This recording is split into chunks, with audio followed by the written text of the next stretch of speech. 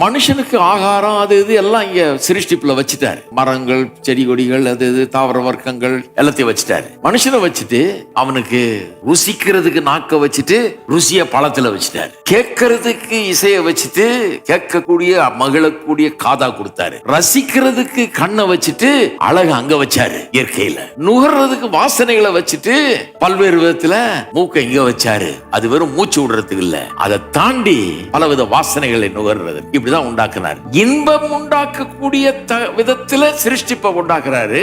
இன்பத்தை அனுபவிக்க கூடியவனா மனுஷனை உண்டாக்குறாரு. சிருஷ்டிப்பெல்லாம் உண்டாக்கும் போது ஒவ்வொரு நாளும் சொன்னாரு நல்லது நல்லது நல்லதுன்னு சொன்னாரு. உண்டாக்கி முடிஞ்ச உடனே இவனை உண்டாக்குன உடனே எல்லாத்தையும் பார்த்து சொல்றாரு. இதையும் பாக்குறாரு, இவனையும் பாக்குறாரு. பார்த்து சொல்றாரு மிகவும் நல்லது. எப்படி மிகவும் நல்லது?